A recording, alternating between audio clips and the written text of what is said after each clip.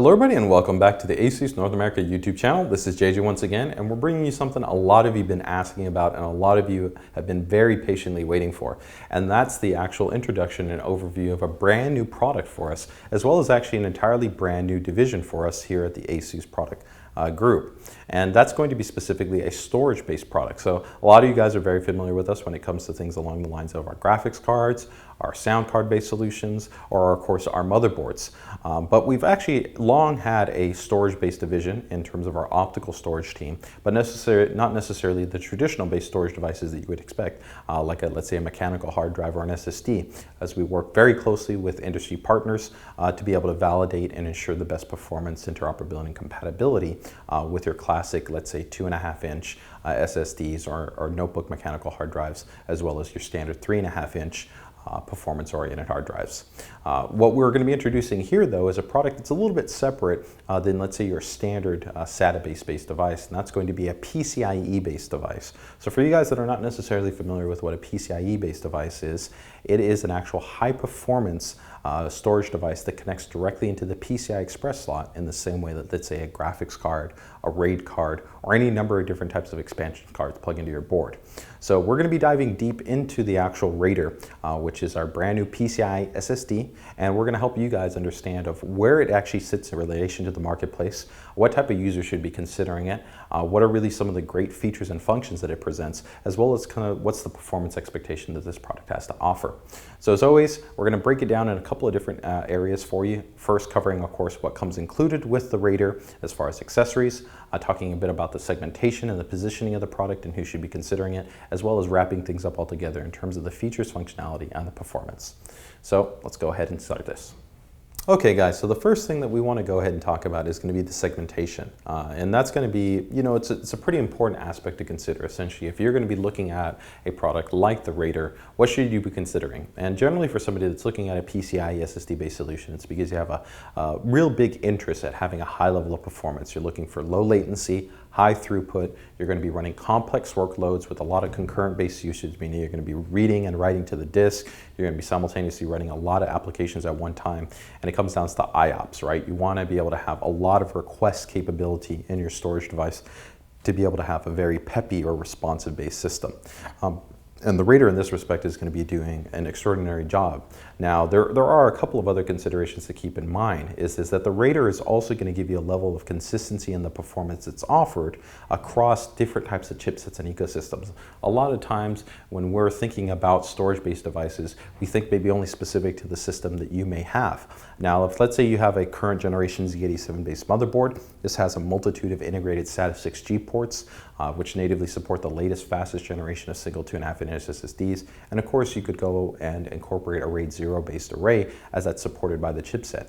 But what happens if you're maybe that's somebody on an older chipset? Maybe you're on P45, you're on X48, maybe you're on X58. X58 didn't natively support SATA 6G, and it actually had to be implemented through secondary first-generation SATA 6G controllers, which actually didn't allow even for the full maximum throughput of what a standard single SATA 6G SSD would offer. But they have high-performance PCIe Express slots that are going to allow for the actual full performance of a product like the RAIDR to be present on the X58-based platform. So regardless, even if a user were to purchase two SSDs and run them on an X58 system in RAID 0, they wouldn't be able to equal the performance of what's offered in the RAIDR. So there's a lot of considerations to keep in mind. If you're probably somebody that's in a current generational chipset, such as let's say the X79 or the Z77 or Z87-based chipset, you're going to get pretty much about the same experience as what you would be having if you were going to be running two SSDs in a RAID 0. Now, I would say that it's a bit simpler process with going with something as the RAIDR. This is actually a product that has an entirely new type of design that supports a driverless level of installation. The big benefit to this, as opposed to previous generations, is that when you go to set up normally a RAID configuration console, or you're having to access a complex RAID controller like this, you would normally have to install a driver when you go about installing the operating system. This isn't required. It's truly a plug-and-play based device. So I can go ahead and just plug it into my board, go ahead and start my operating system installation, and I don't have to ever worry about anything in terms of configuring the RAID or striping it or doing anything along those lines. It's just as simple as starting the installation process, partitioning and formatting and completing it, and off the bat, you're going to have a high level based storage array. So even I think under current generation configurations, although you can pretty much mirror and even in some ways actually maybe even have faster performance with the absolute latest generation SSDs that feature cutting edge controllers, you still really have outstanding out of the box level of performance. And when you consider, especially for you guys that might have a couple of generations behind or some older chase chipsets, it's really going to be a great device when you also consider a lot of the features and functionality that we're going to be discussing, such as RAMDisk support, native trim-based support, and a couple other factors. Now, wrapping this up, this is also another point to consider, is that not a lot of users realize that when you are configuring your system, there are a lot of points to consider when it comes to managing RAID configurations for things like SSDs on your motherboard. So a lot of you guys may be familiar with something that's referred to as trim. Trim actually plays a very important role in terms of maintaining the performance of your SSD, especially when it comes to the overall read and write consistency, especially as you consider usage over a longer period of time. There's a couple of considerations though that factor in how trim may or may not work on your system. And not a lot of people realize that there are certain things that influence this, such as one, the serial ATA driver that has to be installed to enable trim. The controller on the SSD has to support trim. The option ROM that actually is on part of the BIOS or the UEFI that controls the PCH or your Southbridge or your FCH or whatever your serial ATA controller is also has to have corresponding firmware level support for trim. If one of those items is not present, then trim doesn't work. Now this doesn't mean that the drive might not have some secondary form of garbage collection or a mechanism that allows you to attempt to recover or reclaim performance over time, but it can mitigate the long-term consistency and the experience that you're going to have from your SSD.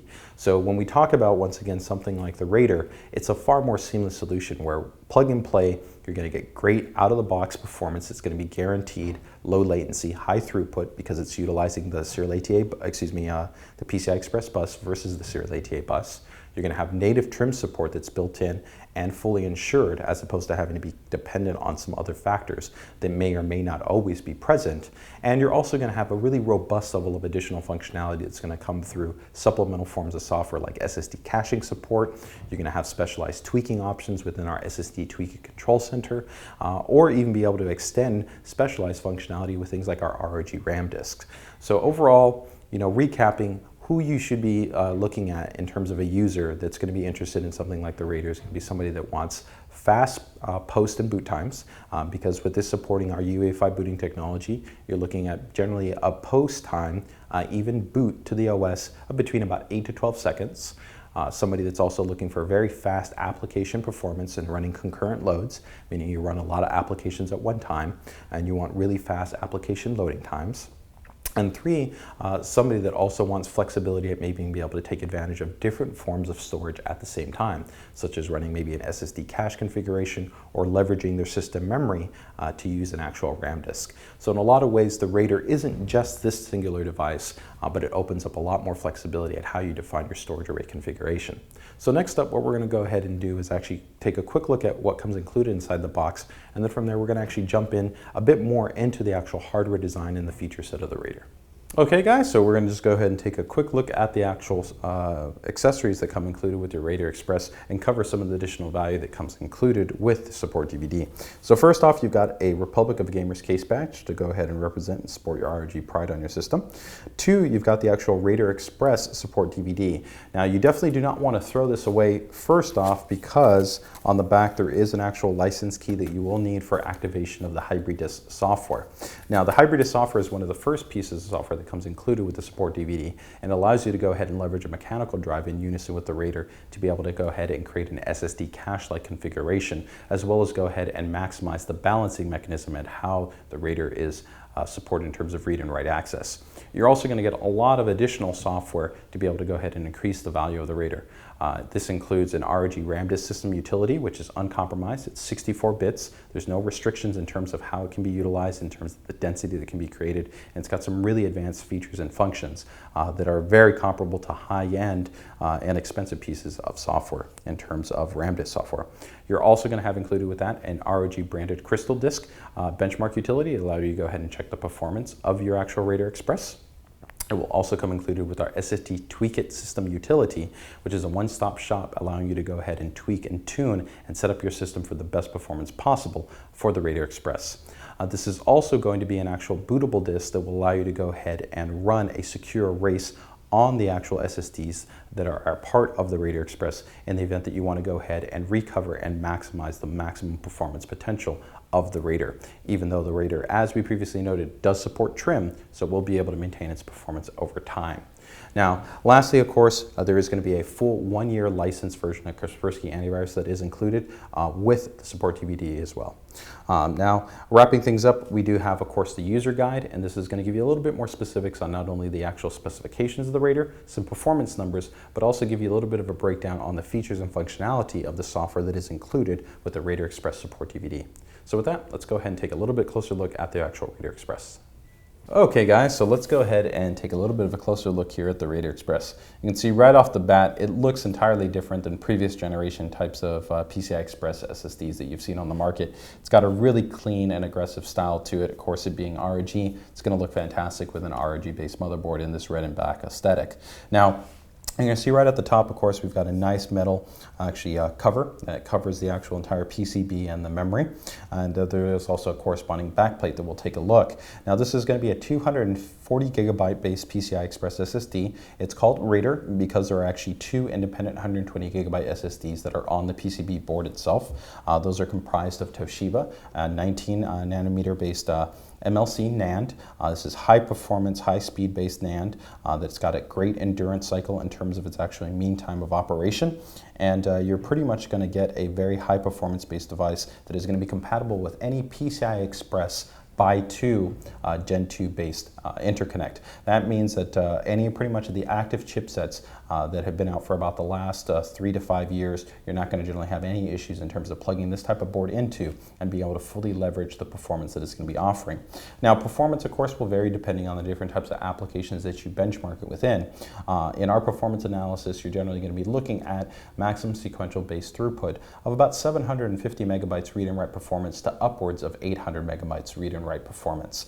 And keep in mind in terms of the overall IOPS, which are going to be a great indicator to the overall performance that you're going to get in terms of that responsiveness from your system, looking at over 100,000 in terms of the overall IOPS. So it's very strong and consistent in terms of the performance. And remember that for users that are looking for something that's going to offer a consistently high level of storage performance, regardless of the chipset that they're on, that may or may not fully support SATA 60-based RAID configurations, this is going to be a truly plug-and-play solution where no drivers are required to set it up, configure it, or initialize it. We're just going to be able to drop this in and have a high-speed based storage device. So with that, we're going to go ahead and actually take a little bit closer look around the actual RAIDR in itself and go ahead and dive a little bit deeper into one of its specialized features, which is going to be a selectable switch to initialize different types of modes of operation for the RAIDR. Okay guys, so we've gone ahead and removed the RAIDR from our Maximus 6 formula, and we just wanted to give you a little bit of closer look. So once again, right here from the front, you can take a look at the actual heatsink and top cover that we have for the RAIDR, and you can see that it's actually got a honeycomb based design to allow it to go ahead and have some airflow for the actual heatsink that makes direct contact with the actual LSI SandForce 2281 controllers that are on there. This helps to just ensure cool operation and great long-term stability and reliability, especially under consistent heavy workloads where the controller can warm up over time. Directly below that, of course, we've got our PCI Express based interconnect. Keep in mind that this will require a by 4 physical interconnect, but electrically it will only require a by 2 connection. So pretty much almost the majority of any motherboards that are out there on the market are going to be able to support the RAIDR Express. Now, moving a little bit overall around the RAIDR, we're going to see a couple of different things. So one, we've got a nice little backlit LED window right here, which allows you to go ahead and see RAIDR illuminated in red when it's actually receiving power. We also, of course, have, once again, a little bit more room for airflow here in terms of the front PCI Express bracket, which allows us to go ahead and some additional airflow for the RAIDR. And then from there, we've got this really nice gray just backplate, which just gives us a really nice clean aesthetic overall. So I think in terms of the looks, it's a great looking card and it matches the high performance that it has to offer. Now lastly, there is an actual physical function that we do want to talk a little bit more about, and that's going to be this selection switch that we have right here. Now if we take a look here at this switch that you can see here, this is to allow for different modes of operation in relation to either legacy mode of operation or UEFI mode of operation. A lot of users are not necessarily aware that there are different ways to install your operating system. When you install your operating system, namely either Windows 7 or Windows 8, you do have the ability to complete what's referred to as a native UEFI installation. This is recommended to not only give you the fastest post time, boot time, but also be able to take advantage of key technologies like secure boot. And this is the first PCI Express based SSD on the market that fully supports a UEFI booting protocol. So if you've got one of our later generation ASUS boards that fully supports this feature, all you need to do is flip it into the UEFI mode of operation to get the absolute best performance and feature set from your actual OS installation and from a post and boot time perspective. So that's a great feature that it offers. But for you guys that may be running an older platform where you don't have UEFIs and you're still running an older legacy BIOS-based configuration, you still of course want to be able to leverage the high performance that's offered on the RAIDR, but not necessarily maybe take a couple of those extra points of advantage. You'll need to shift it into the compatible mode of operation. So with that, let's go ahead and touch a little bit more on some of the internals, and then from there we'll talk a bit about performance. Okay, so guys, we've gone ahead and opened up the RAIDR Express for you, and this is just again to give you just a little bit more insight into the care that we've taken to the total design of this card. And this is important to us because we have actually worked on the RAIDR for quite some time, and we spent a huge amount of time really looking at the feedback from the community at previous base PCI SSDs and a lot of the concerns that you guys had. One of the concerns a lot of the users reported was sometimes inconsistencies in terms of the reliability of the unit, especially under long-term loads and the heat output that sometimes the actual PCB and the onboard componentry would run at. So with that, what we went ahead and did was one, we went ahead and enabled this high-performance heatsink that we'll go ahead and touch on a second here. But here I just wanted to give you a little bit more of a closer perspective on the actual PCB and the layout that's offered here on the RAIDR Express. Here, of course, you can see that high-performance Toshiba NAND that we have on there, and then we have the dual LSI 2281 SAN4-based controllers, and of course there we've got our Marvell controller, which goes ahead and links them together and allows us to have our RAID management configuration, which then is linked into a PCI Express electrical lane, allowing us to have that great throughput and capability to go ahead and take advantage of a higher level of throughput that's offered in comparison to the serial ATA bus. Now, I will make a note that you do have the ability to go ahead and modify the option ROM for this controller so that if you do want to go ahead and essentially run the RAIDR, not in RAID, but as two independent 120 gigabyte SSDs, that's entirely up to you. You also have the flexibility that you could even RAID multiple RAIDRs within the operating system, where if you go ahead and break these drives out, if you had maybe 1, 2 RAIDRs installed, you could essentially have 4 different drives available to you in the Windows operating system. You could then RAID them through your actual management console and be able to have a higher level of throughput and performance than would be offered actually in a 4-drive RAID configuration when connected to your serial ATA bus. And the main reason being is that the serial ATA bus is limited in terms of the maximum throughput that is offered. So that is an advantage of PCI Express, where we're not going to be saturated as we would be when we were utilizing the serial ATA bus. Now, wrapping things up and getting back to what we were noting on here as far as the heatsink, you can see right here we've got this really nice high-performance, dense aluminum heatsink, which goes ahead and has multiple points of diffusion right here to go ahead and pull the heat away from the actual LSI controllers, helping us to maintain nice and cool and reliable long-term operation, especially under load. And as you guys saw earlier when we showed you the actual external shroud, the shroud itself also has a venting mechanism to allow you to have airflow come through your chassis and help to come across the entire PCB and all the core components. So that gives you a little bit closer perspective on the internal topology of the RAIDR Express. From here, let's go ahead and actually jump into some performance aspects of the RAIDR. Okay guys, so now we're going to go ahead and jump into performance, but you want to keep in mind a couple of points. While a PCI SSD like the RAIDR is going to be more consistent across different types of platforms and chipsets, especially when compared to different variations in SATA performance that you're going to have between different motherboards and different chipsets, there are still going to be variations. One, of course, in the type of benchmarking application that's utilized, and two, and also differences within the PCIe bus that's going to be on the corresponding board that you're utilizing it with, as well as variations sometimes in the way that the UEFI or the BIOS has been tuned for the different motherboards that it could be run on. So keep that in mind. While the RAIDR, of course, we're targeting it and customizing it for the absolute best experience on ASUS series motherboards, it does support interoperability and compatibility with non-ASUS based motherboards.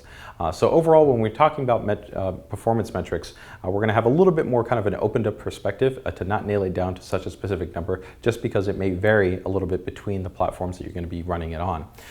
In terms of the overall single card performance experience, it's going to be pretty representative of what you'd be approaching towards two SSDs in RAID 0's base performance. So you're going to be looking at, depending on the application that you're going to be testing it with, a little bit over sequentially a throughput of about 720 to 730 megabytes for read and write performance, and upwards of 820 to 830 megabytes sequential read and write performance.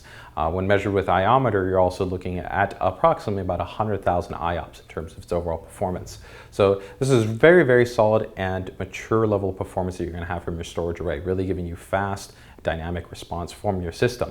Now, one of the key leverage points that you have, though, when considering a PCIe SSD, especially when compared to the SATA bus, is that the PCIe SSD has significantly more bandwidth available to it, and this definitely goes for the RAIDR. So what this means is that if you want to go ahead and, let's say, leverage a motherboard like what we have here with the Maximus 6 Extreme, where you have multiple PCI Express slots, you could actually take multiple RAIDRs and RAID them together inside of Windows storage management options.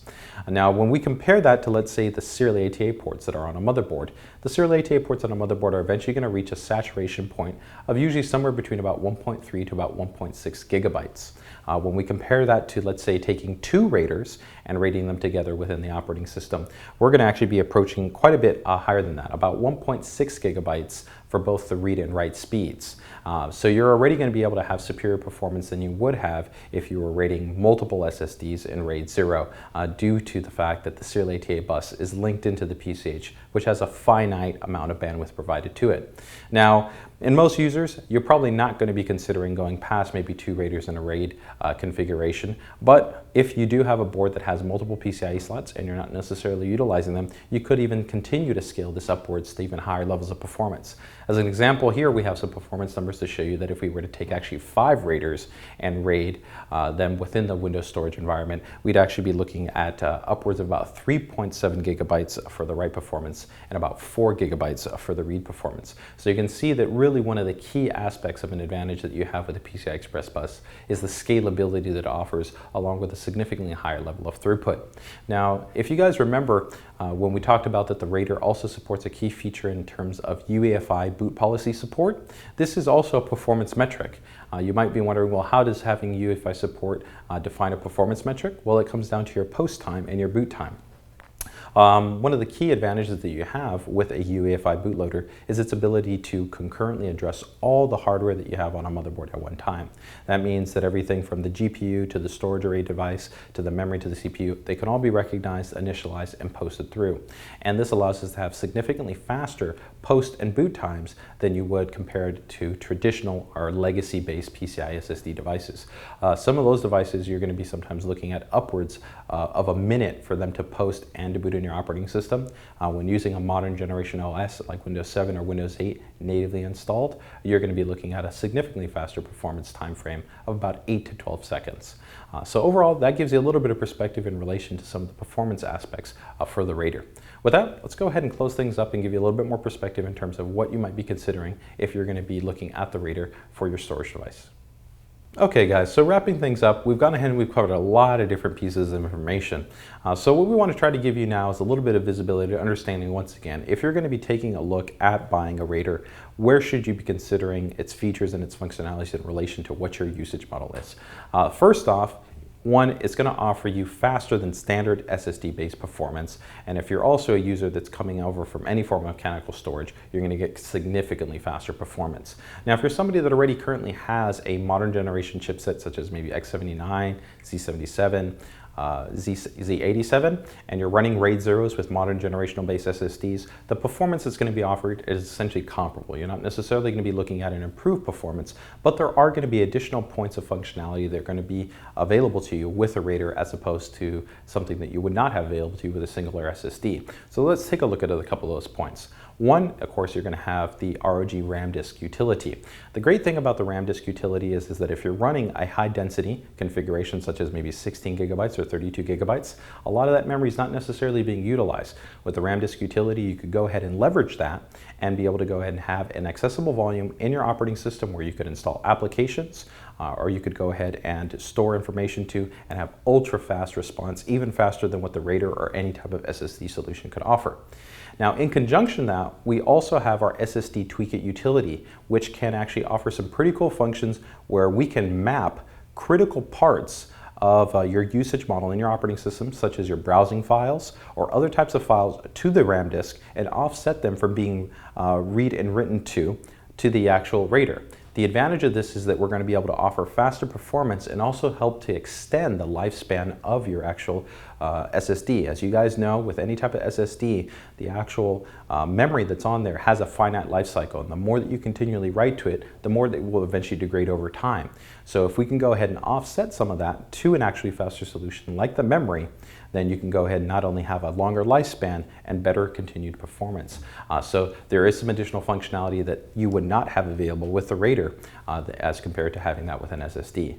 Now, when we tie that together in to also have aspects like our SSD caching support, meaning that you could go ahead and have a large 1 terabyte, 2 terabyte hard drive and be able to accelerate that performance along with the high-speed storage that's offered on the RAIDR, that gives you another value point that necessarily wouldn't be available with a single base SSD. And for you guys that are out there that still that are still running a high-end based system, but maybe it's a couple of generations older and don't necessarily have native Status6G incorporated in there, this is going to be the perfect solution at being able to ensure a much higher level of performance than you would be able to get even if you were looking at a single high-speed SSD. And with RAID considerations, you wouldn't even be able to RAID modern generation Status6G SSDs on older based chipsets. So with that, there's definitely a lot more like we've covered here in the video in relation to the features and functionality that the RAIDR offers, but we think it's going to offer you guys a great experience when it comes down to give you something that's quick, that's responsive, and overall improves on all the key aspects in the way that you use your system, whether you're a gamer, whether you're somebody that's focused on content creation or general productivity. As always, if you guys have any questions, comments, or feedback, we'd love to see them here on the page. Feel free to go ahead and drop them into the comment section, or you can go ahead and shoot us over an email at the actual ASUS North America YouTube inbox. You can also make sure to go ahead and check us out at our ASUS North American Facebook pages or ASUS North American Twitter pages. With that, if you guys enjoyed the video, please make sure and like and subscribe. With that, thank you for watching.